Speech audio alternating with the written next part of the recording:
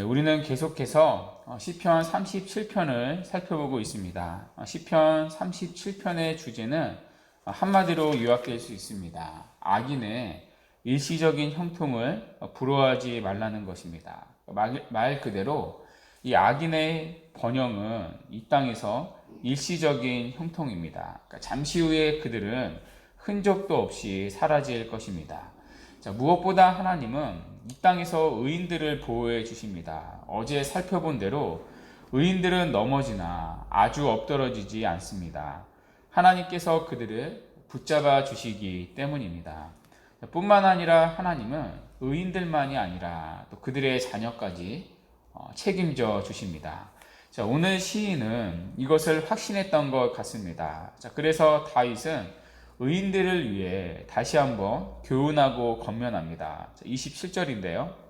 악에서 떠나 선을 행하라. 그리하면 영원히 살 것이라. 왜냐하면 28절에 여호와께서는 정의를 사랑하시고 그의 성도를 버리지 아니하시기 때문입니다. 그러니 악인들과 같은 삶을 살지 말라는 것입니다.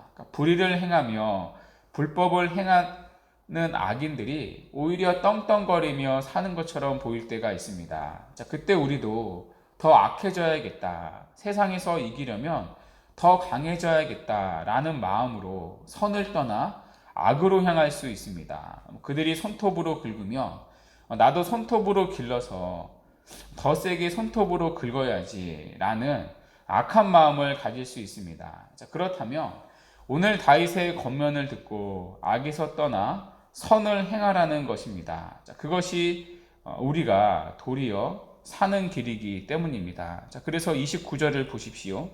의인이 땅을 차지하며 거기서 영원히 살리로다. 결국에 땅을 차지하는 것은 마지막에 승자는 의인이라는 거죠. 그러면서 시인은 이 마지막 30절부터 40절에서 악인들의 궁극적인 미래와 의인들의 궁극적인 미래를 대조하면서 이 시를 마칩니다. 이 부분은 마치 시편 1편의 의인과 악인의 대조가 떠오릅니다. 31절을 한번 보십시오. 의인들의 마음에는 하나님의 법이 있습니다. 율법이 있다는 거죠. 의인은 그 율법을 가슴에 품고 주야로 묵상하는 자입니다. 그러니 그의 걸음이 실족하지 않는다고 말합니다. 그러나 악인은 하나님의 말씀이 아닌 죄의 길을 따릅니다. 32절에 보면 악인은 의인을 엿보아 살해할 기회를 찾습니다. 끝까지 악에 사로잡혀 있는 거죠. 그러나 33절 그때도 하나님은 악인의 손으로부터 의인을 지키십니다. 그래서 34절을 보시면 이렇게 말씀합니다. 여호와를 바라고 그의 도를 지키라. 그리하면 내가 땅을 차지하게 하실 것이라. 악인이 끊어질 때 내가 똑똑히 보리로다. 악인들을 끝까지 시기하고 그들을 따르지 말라는 거죠. 그러니까 그들의 삶과 그들의 방식에 동화되지 말고 하나님을 바라고 그분의 말씀을 따라 묵묵히 이 땅을 살라는 것입니다. 그리하면 반드시 하나님이 주시는 상급, 영원한 땅을 차지하게 된다는 것입니다. 그렇게 하나님이 의인들을 마지막에는 높여 주십니다. 그러나 반대로 악인들은 끊어질 것입니다. 뿌리채 뽑히게 된다는 거죠. 그것을 우리는 눈으로 똑똑히 보게 된다고 말합니다. 마지막 날 우리는 이 악인들의 운명을 보게 될 것입니다. 이처럼 의인과 악인의 마지막 날 모습은 완전히 뒤바뀌게 될 것입니다. 그래서 37절에서 의인에게는 영광스러운 미래가 있다고 말합니다. 그러나 38절에 보면 악인에게는 미래가 없습니다. 그들의 궁극적인 미래는 멸망밖에 없습니다. 그래서 시인은 마지막으로 우리의 구원은 하나님께 속해 있다고 힘주어 말합니다. 38절인데요. 범죄자들은 함께 멸망하리니 악인의 미래는 끊어질 것이나 39절 의인들의 구원은 여호와로부터 오나니 그는 환난 때에 그들의 요새이시로다. 의인들의 구원은 누구로부터 온대요? 여호와로부터 온다고 말합니다. 의인들의 구원은 영원히 살아계신 전능하시고 전지하신 여호와로부터 온다는 것입니다. 자, 그렇기 때문에 의인들을 향한 구원은 영원하다는 것입니다. 이 세상을 살아가는 동안 우리를 구원해주는 요소들이 많이 있습니다.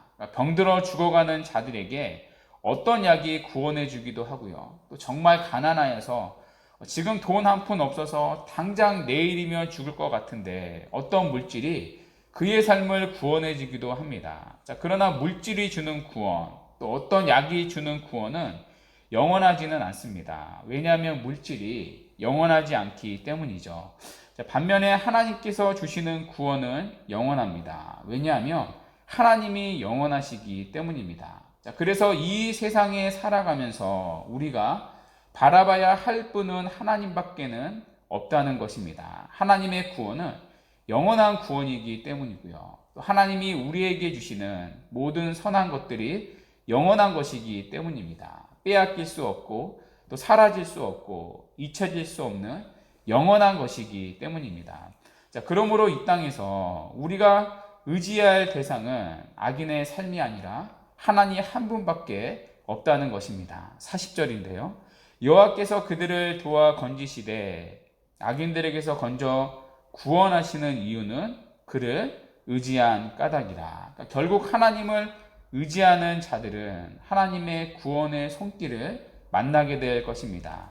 악인들과 불법을 행하는 자들은 결국 멸망을 당하게 될 것입니다. 그러나 여호와를 의지하는 자의 결국은 구원을 얻게 될 것입니다. 자, 그래서 오늘 다윗은 우리에게 가르쳐 주는 것이죠. 이 세상을 살아가면서 악인들과 악한 일들과 불법을 행하는 여러 가지 상황 속에서 나는 어디에 설 것인가? 나도 그들과 똑같이 살 것인가? 아니면 여호와를 바라보며 살 것인가? 그것을 우리에게 가르쳐 주는 것입니다. 결국에는 악한 자의 삶의 방식이 아니라 여호와를 바라보며 살 때 거기에 진정한 구원이 있다는 것입니다. 우리가 3일간에 살펴봤던 시편 37편의 말씀을 이제 맺고자 합니다. 악인의 일시적인 형통함은 믿음으로 이 땅을 살아가는 의인의 시선을 흐리게 만듭니다. 그러나 지금 한순간 보이는 악인들의 모습은 참된 모습이 아닙니다. 앞으로 닥칠 그들의 마지막 모습이 그들의 인생에 대한 참된 평가이기 때문입니다. 인생의 진정한 결과는 중간 평가가 아니라 최종 평가로 결정됩니다. 마지막 결승선에 섰을 때 진정한 승자가 누구인지 하나님 앞에 드러나게 됩니다. 그러니 시인은 악인이 형통하고 경건한 자가 고난받는 현실을 보면서 악인을 부러워하지도 또 질투하지도 말라고 말합니다. 대신에 여호와를 바라며 살라고 말합니다. 하나님의 말씀을 붙들고 살아가는 게 바보처럼 여겨지는 세상의 문화 속에서 오히려 여호와를 의뢰하고 선을 행하라고 말합니다. 그리고 하나님 안에서 기뻐하라고 말했고요. 또 그리고 하나님 앞에 우리의 길을 맡기고 그분을 의지하라고 말합니다. 그리고 여호와 앞에 잠잠하고 참고 기다리라고 말했고요. 그리하며 주님께서 우리를 악인들의 손에서 마침내 구원해 주실 것입니다. 왜냐하면 우리가 믿는 하나님은 말 그대로 살아계시기 때문입니다. 여러분, 만약에 지금 우리가 나누고 있는 얘기가 하나님이 없다면 우리들끼리, 정말 약자들끼리, 세상의 패배자들끼리 위로받으려고 하는 말밖에 되지 않습니다. 그러나 하나님이 살아계시기 때문에 이 모든 말씀이 단지 우리에게 립 서비스가 아닙니다. 우리의 괴로움을 우리끼리 위로하고 위안하는 말이 아닙니다. 우리끼리, 약자들끼리 정신 승리하는 게 아닙니다. 살아계신 하나님이 의로우신 분이기 때문에 불의를 행하는 자들과 불법을 행하는 자들을 반드시 하나님이 심판하신 날이 올 것입니다. 그러나 반대로 의인에게는 그분을 믿으며 그분의 길을 따르는 의인에게는 영원한 상급, 영원한 천국의 기업이, 땅이 주어진다는 것입니다. 이것을 믿음으로 이 땅을 살아가는 은혜가 있기를 바랍니다. 그래서 이 세상을 살아가면서 악한 일들과 불법을 행하는 여러 가지 상황 속에서 내가 어디 설 것인가? 나도 그들과 똑같이 살 것이냐? 아니면 여호와를 바라보며 이 땅을 살 것이냐? 결국 여호와를 바라며 살 때 거기에 진정한 구원이 있다는 것을 믿고 오늘도 악한 자의 형통을 쫓아가는 삶이 아니라 비록 이 땅에서 가난해진다 할지라도 믿음으로 참된 구원이신 하나님을 쫓아 살아가는 이 복된 은혜가 우리의 걸음마다 있기를 간절히 바랍니다. 아멘. 이 시간